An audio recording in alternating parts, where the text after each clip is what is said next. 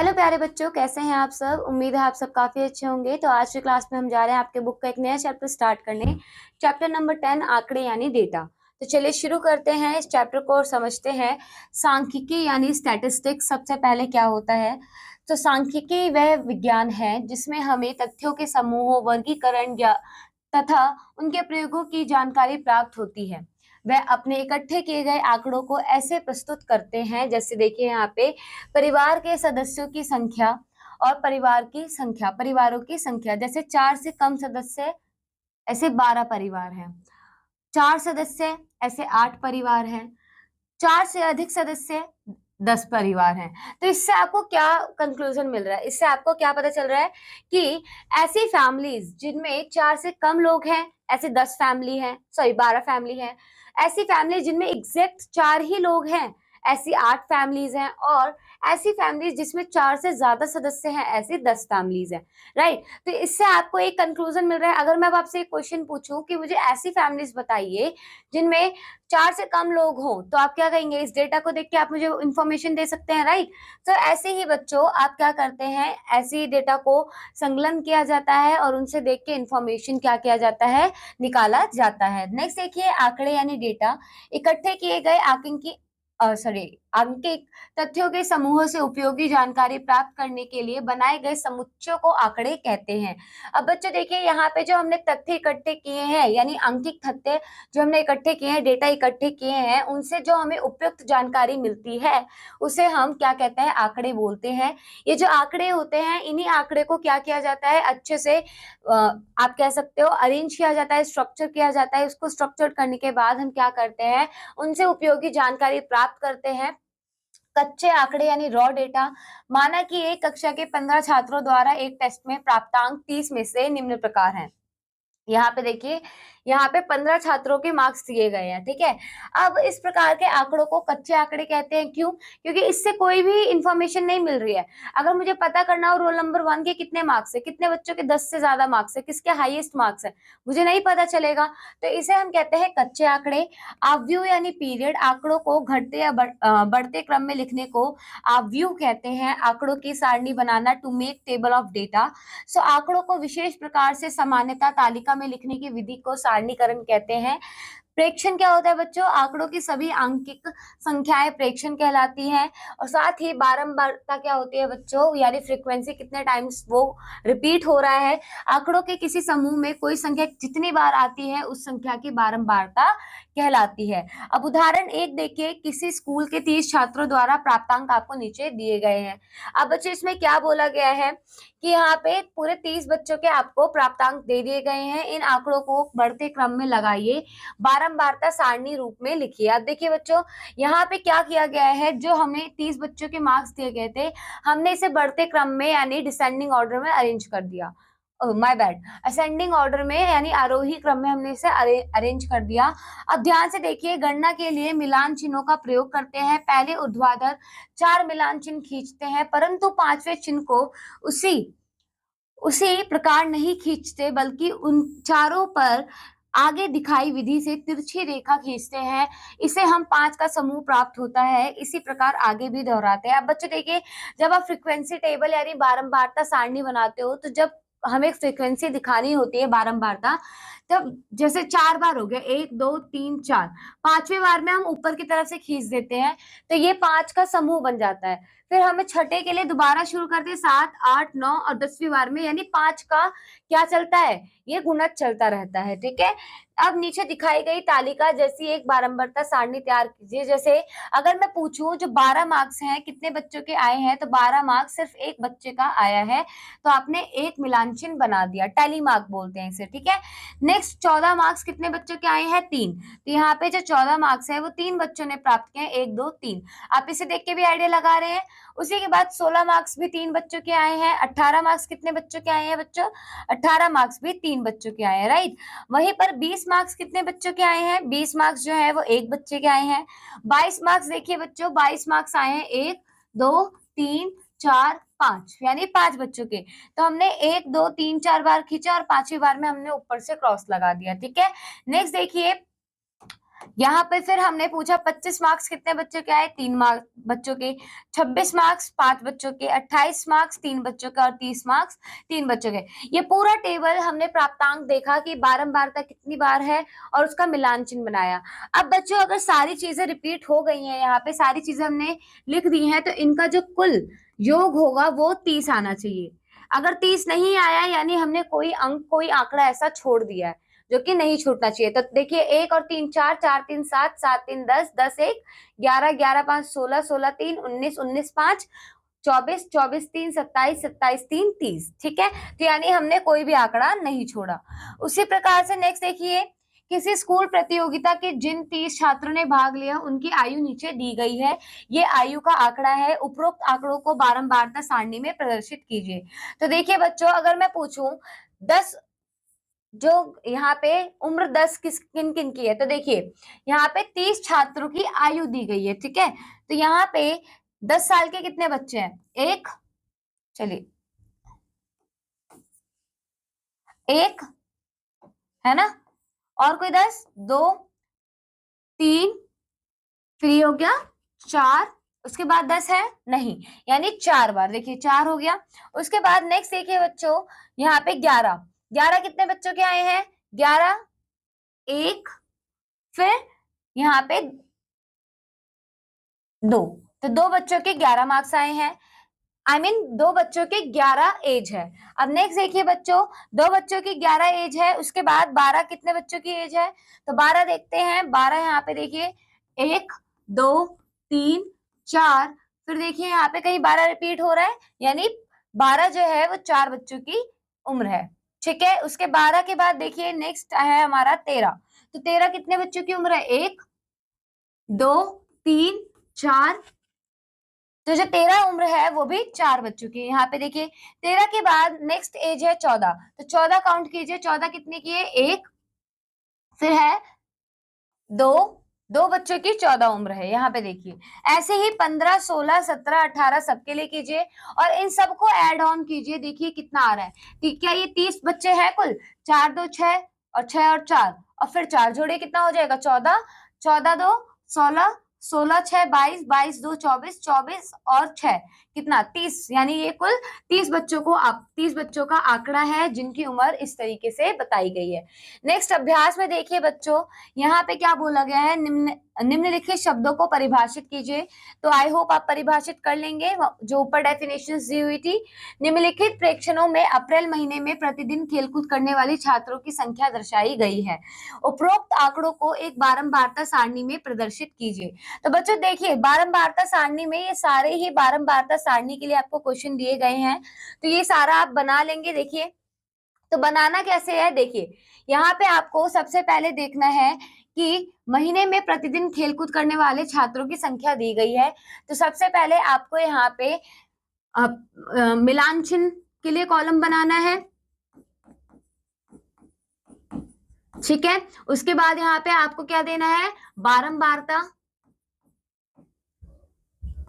ठीक है, बारंबारता के बाद आपको यहाँ पे क्या लेना है, नेक्स्ट लेना है आपको प्राप्तांक। ठीक है, सो प्राप्तांक यहाँ पे आएगा। ठीक है, इस तरीके से टेबल बनाना है आपको। टेबल बनाने के बाद काउंट, यहाँ पे सबसे पहले संख्याएं देखनी है। अगर आपको आसानी से करना है तो सबसे पहले आप क्या कीजिए, इसे आरोही क्रम में व्यवस्थित कर लीजिए। आरोही क्रम में व्यवस्थित करने के बाद यहाँ देखिए कितने आंकड़े दिए हुए हैं, 1 2 3 4 5 6 7 8 9 10 11 12 13 14 15 16 17 18 19 20 21 22 23 24 25 26 27 28 29 30। यहाँ पे देखिए 30 बच्चों के कुल आंकड़े दिए हुए हैं। ठीक है, यहाँ पे मतलब 30 आपको प्राप्तांक दिए हुए हैं कि हर महीने में कितने, मतलब देखिए यहाँ पे प्रेक्षणों अप्रैल महीने में प्रतिदिन खेलकूद करने वाले छात्रों की संख्या दी गई है, यानी 1 अप्रैल से 30 अप्रैल तक का आपको क्या दिया गया है, आंकड़ा दिया गया है। तो 1 अप्रैल को जैसे देखिए यहाँ पे क्या करना है आपको, 38 कितनी बार रिपीट हो रहा है आपको ये देखना है। 38 के बाद 40 कितनी बार रिपीट हो रहा है, फिर 44 कितनी बार रिपीट हो रहा है, उसी के बाद 40 41 कितनी बार रिपीट हो रहा है, और और कौन सी संख्याएं हैं, 39 कितनी बार रिपीट हो रहा है, तो इन्हें क्या कीजिए, आप इन्हें आरोही क्रम में पहले अरेंज कर लीजिएगा, फिर उसके बाद आप क्या करेंगे, काउंट कर लीजिएगा। चलिए इसे सॉल्व करते हैं, फिर देखते हैं कैसे करना है। सबसे छोटी संख्या मुझे बताइए कौन सी है, 30 है ना। तो यहाँ देखिए 30 एक बार रिपीट हुआ, 2 और कितनी बार 30 रिपीट हो रहा है, 30 रिपीट 2 ही बार हो रहा है, राइट। सो हमने यहाँ लिखा 2 और 1 और 2। चलिए अगला संख्या देखिए, 31 कितनी बार रिपीट हो रहा है बच्चों, यहां से देखते हैं। 31 31 नहीं आ रहा, राइट। 31 के बाद नेक्स्ट संख्या देखिए, नेक्स्ट कौन सी है बच्चों, क्या 32 आ रहा है, 32 भी नहीं है। ऐसे ही 33 देखते हैं, 33 भी नहीं है। 34 34 भी नहीं है। 35 है, 35 दिया हुआ है, तो यहाँ 35 के लिए करेंगे। 35 कितनी बार, एक बार रिपीट हुआ, 2 बार रिपीट हुआ, फिर 35 के बाद और कहीं 35 रिपीट हो रहा है, नहीं। तो 35 भी कितनी बार रिपीट हुआ, 2 बार रिपीट हुआ। उसी के बाद 36 दिया हुआ है, 36 नहीं दिया हुआ, क्या दिया हुआ है, 37 दिया हुआ है। तो 37 काउंट कीजिए, यहाँ देखिए एक बार 37, 2 3 और कहीं 37 दिया है, 4 बार 37, तो 4 बार 37 दिया हुआ है, 1 2 3 4। फिर 37 के बाद देखिए 38 दिया हुआ है, बिल्कुल 38 दिया हुआ है, 1, तो कितनी बार 38 दिया है, 2 3 4, है ना, 4 बार 38 दिया हुआ है, तो 4 बार के लिए आप यहाँ पे 4 बार चिन्ह खींचेंगे। फिर 39 देखिए कितनी बार दिया हुआ है, 39 भी दिया हुआ है, 1 और कहीं 39 दिया हुआ है, 1 2 2 बार 39 दिया हुआ है ना। और फिर 40 काउंट कीजिए, 40 कितनी बार दिया है, 1 2 3 4 5 6 7, 7 बार 40 दिया हुआ है, राइट। तो यहाँ 7 बार, तो इसका बारंबारता बना, इसकी मिलान चिन्ह कीजिए, 1 2 3 4, 5वीं बार में ऊपर से कट जाएगा 6 7। तो आई होप आपको क्लियर हो रहा है कैसे करना है। ऐसे 41 देखिए, 1 2 3 और 4 और 5, 41 कितनी बार रिपीट हो रहा है, 5 बार, 1 2 3 4 5, और ये 5 बार रिपीट हो रहा है। 41 के बाद नेक्स्ट संख्या देखिए कौन सी है, 42, 1 2 3, 3 बार 42 रिपीट हो रहा है, मैं यहाँ कर दे रही हूँ, ठीक है, 1 2 3, तो 42 3 बार रिपीट हो रहा है। 42 के बाद अगली संख्या कौन सी है, 44, 1 और कहीं 44 रिपीट हो रहा है, नहीं, एक ही बार रिपीट हो रहा है, तो ये 1, ठीक है। तो आई होप आपको क्लियर हुआ कैसे करना है। तो यहाँ पे इसे रफ करते हैं, ये रिपीट हो रहा है 1 बार, है ना। अब इन्हें जोड़िए, कितना हो रहा है, 2 और 2 4, 4 और 4 8, 8 4 12, 12 2 14, 14 7 21, 21 5, कितना हुआ बच्चों, 21 5 26, 26 3 29 और 29 और 1 30। यानी हमने ये जो डेटा बनाया है, ये बिल्कुल करेक्ट डेटा बना है, बिल्कुल 30 दिन का बना है, क्योंकि 30 दिनों का डेटा आपको आ गया है। यानी महीने में ऐसे 2 दिन है जिस दिन 30 बच्चे आए हैं, महीने में ऐसे 2 दिन है जिस दिन 35 बच्चे आए हैं, महीने में ऐसे 4 दिन है जैसे 37 बच्चे आए हैं। तो ये बच्चों का काउंट दिया गया है। अब महीने में ऐसे कौन सा दिन है, महीने में 7 दिन ऐसे गए हैं जिस दिन 40 बच्चे आए हैं, ठीक है। तो इस तरीके से आपको बारंबारता तैयार करनी है। आई होप ये सारे क्वेश्चन आप खुद से ट्राई आउट करेंगे। नेक्स्ट बच्चों चित्रालेख देखते हैं, पिक्टोग्राफ। पिक्टोग्राफ में क्या बोला गया है, एक चित्रालेख आंकड़ों को एक चित्रालेख आंकड़ों को चित्रों, वस्तुओं या वस्तुओं के भागों के रूप में निरूपित करता है। चित्रालेख प्रस्तुति बहुत आकर्षक होती है और समझने में सरल होती है। पत्रिकाएं पाठकों के आकर्षण के लिए इनका बहुत उपयोग करती हैं। उदाहरण 3 देखिए, इस चित्र आलेख में वार्षिक परीक्षा में छात्रों द्वारा गणित में पाए गए अंक दर्शाए गए हैं। देखिए 35 से कम 1 2 3। अब ये बच्चों ये नहीं कि 3 ही बच्चे हैं, इसका जो एक सिंबल है इसका कोई मतलब होगा। ये देखिए इस एक सिंबल का मतलब है 20 छात्र, तो ये 20 हुए, ये 20 हुआ और ये 20 हुआ। तो यहाँ पे उन बच्चों, कितने बच्चे हैं जिनके 35 से कम मार्क्स आए हैं, तो वो है 60। समझ में आ रहा है। 35 से 39 के बीच में कितने बच्चों के मार्क्स आए, 20 20, 1 2 3 4 5 6 7 8 9 10, यानी 20 गुना 10 यानी 200 बच्चों के मार्क्स, है ना। तो इस तरीके से आपको क्या करना होता है, आपको पिक्टोग्राफ को, चित्रालेख को सॉल्व करना होता है। अब बताइए, निम्नलिखित प्रश्नों के उत्तर दीजिए। परीक्षा में कितने छात्रों के 10 से अधिक अंक आए हैं, तो 10 से अधिक अंक बताइए बच्चों। देखिए 10 से अधिक अंक, तो यहाँ पे 10 से अधिक सबके ही है, ठीक है, 35 से कम। तो परीक्षा में 80 छात्रों के 10 से अधिक अंक आए हैं, ये कैसे बताया बच्चों? देखिए यहाँ पे बच्चों एक क्वेश्चन गलत दिया हुआ है, यहाँ पे ये 10 से नहीं 90 से अधिक होगा, क्योंकि अगर देखा जाए यहाँ पे 90 से अधिक अंक होगा, क्योंकि उसी में 80 बच्चे हैं। 90 से अधिक अंक जो आए हैं वो 80 छात्रों के आए हैं। रीजन क्यों? क्योंकि सिर्फ 90 से अधिक ही एक ऐसा आंकड़ा है जिसमें 80 बच्चों ने उत्तीर्ण किया है, और कोई ऐसा आंकड़ा नहीं है, ठीक है। तो ये क्वेश्चन थोड़ा सा मिस्टेक हो गया है, क्योंकि 10 के लिए कोई डेटा नहीं दिया हुआ है। नेक्स्ट देखिए बच्चों, कितने छात्रों के 35 से कम अंक आए हैं? तो बताइए, 60 बच्चों के। तो यहाँ पे देखिए 60 छात्रों के 35 से कम अंक आए हैं। कुल छात्रों ने परीक्षा में कितने छात्रों ने भाग लिया? तो बच्चों कैसे पता करेंगे? ये देखिए, ये कितना हुआ? ये 60 हो गया, ठीक है। इन सब का आंकड़ा निकाल के आप सबको क्या कर सकते हैं? जोड़ सकते हैं ना। तो यहाँ देखिए 80 प्लस 160 प्लस 60 प्लस 200 प्लस 60, कैसे? क्योंकि ये 80 हुआ, 1 2 3 4 5 6 7 8, तो ये कितना हुआ? 160, और ये कितना हुआ? 60। तो अब बाकी सबको आप क्या कर सकते हैं? ऐड कर सकते हैं ना। जैसे सबको ऐड करेंगे, देखिए 60 प्लस 200 प्लस 60 प्लस 160 प्लस 80, तो आपको पता चल जाएगा कुल 560 बच्चों ने उसमें भाग लिया था। किसमें? परीक्षा में, ठीक है। नेक्स्ट देखिए, यहाँ पे एक और क्वेश्चन समझते हैं एक्सरसाइज का। प्रत्येक दिन छात्रों द्वारा स्कूल आने में प्रयोग किए